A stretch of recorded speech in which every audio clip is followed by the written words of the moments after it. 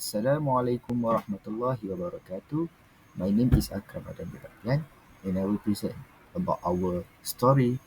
The name of our story is The Adventure Boy. Let's go. And the next slide is the overview. In this slide, we have the introduction of the team, title and summary of idea, character, setting, plot, moral of the story, and the last one is the script of the story.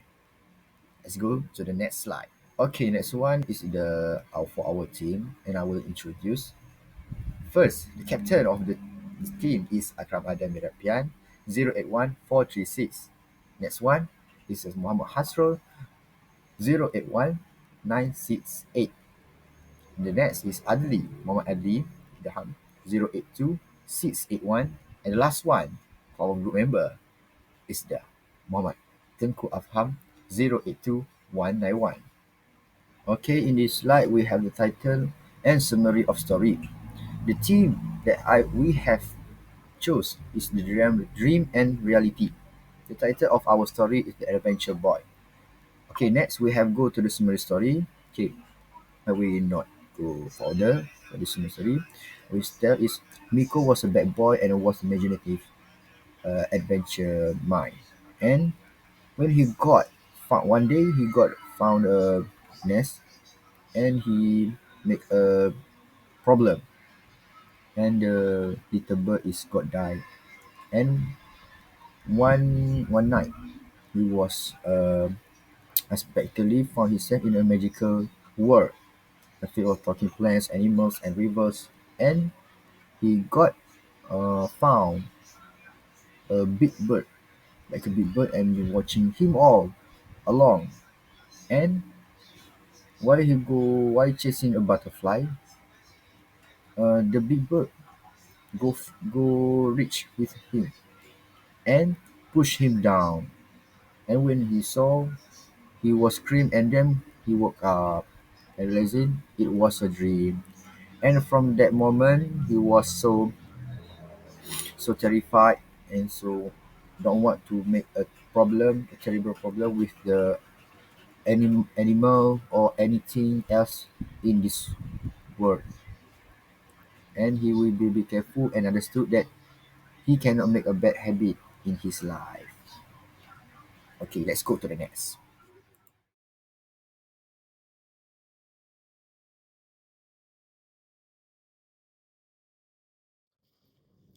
Next, we move to the character. First is a Miko. Miko is a protagonist, also a main character in our story. He starts off as naughty child with no sympathy, but after his dream adventure, he learns to be more caring and responsible. Because that's changed, he is a dynamic character, and since he show different emotional and traits, he is also a round character. Next is Rio. Rio the bird. Rio the giant bird is an antagonist in our story. It's a stay angry from start until story end, and does not change anything or emotional. Since it's only show simple traits, is an anger and protection. It is both static and flat character.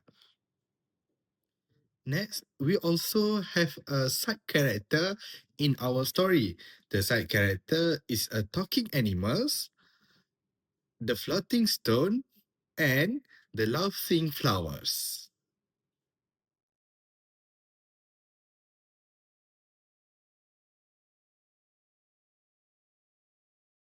Next, we move about the setting story. The story is set in the present day around Miko's home, his yard, the tree with the bird's nest, and his bedroom.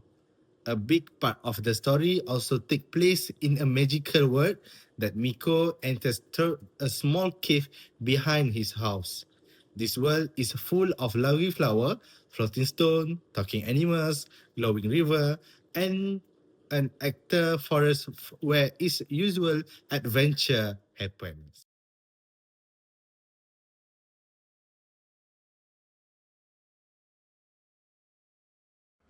So we move to plot. For the beginning, Miko was a child with a wild imagination, but often behaved badly, showing little sympathy for living things. One day, he threw a stone at a bird nest and knocked it to the ground, breaking the eggs without realizing he had harmed the baby birds. The mother bird returned, saw the broken nest, and flew away in sadness and anger. Days later, while wandering behind his house, Miko discovered a small mysterious cave. Curious, he stepped inside. A bright light surrounded him, and when he opened his eyes, he found himself in a magical world filled with talking flowers, glowing rivers, and friendly animals. Wow, this is amazing, Miko said as a tiny squirrel waved and welcomed him. For the rising action, it started with the deeper he walked, the brighter the cave became, and when Miko blinked, he suddenly found himself standing in a completely different world. Everything was alive. Flowers laughed gently when he touched them. Trees waved their branches. Animals walked up to him and spoke while rivers glittered as top filled with tiny stars. But hidden among floating rocks, a giant bird was watching it silently. Its sharp eyes never left him. Miko continued exploring, playing with talking squirrel, glowing butterfly, and stone that floated around him like balloons. He had no idea that something in the sky was observing his every move.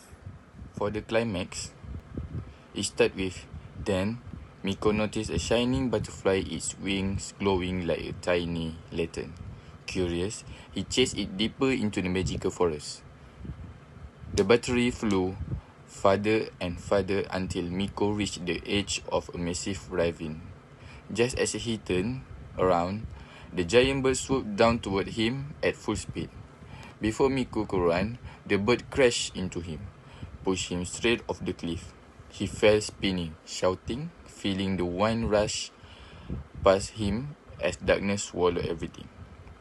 And then, for the rising action, it started with, suddenly, the sound of wind disappeared. The darkness faded. Miko opened his eyes and found himself lying in his own bed. His blanket was still warm. The morning sun was shining through the window, and his room was exactly the same. It had all been a dream. So, I will explain about the conflict. The main conflict in the story is Miko's lack of sympathy towards living beings, which lead him to act carelessly and harm nature without understanding the consequences. This conflict is shown through his destruction of the bird nest and the mother bird's anger and sadness. In his dream world, this inner conflict become a real threat when a giant bird follow him and eventually push him off a cliff, teaching him a powerful lesson about the consequences of his irresponsible action. Next, we move to the ending. Miko set up slowly the world he visit, the laughing flower and talking animals, the glowing river, all of it feel real. He realized that imagination could take him anywhere, but even in dream.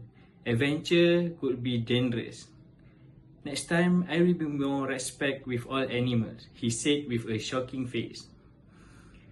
Still, he smiled to himself. It was the kind of dream he would never forget, and maybe, just maybe, he will explore again more carefully next time.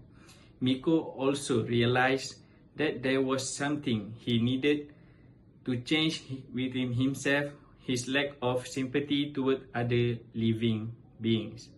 He also understood that other creatures have love and care for their youngs, and that his action could affect their life if he did not change his behavior. Last, the moral of the story is we must have compassion for others and preserve the value of love within ourselves.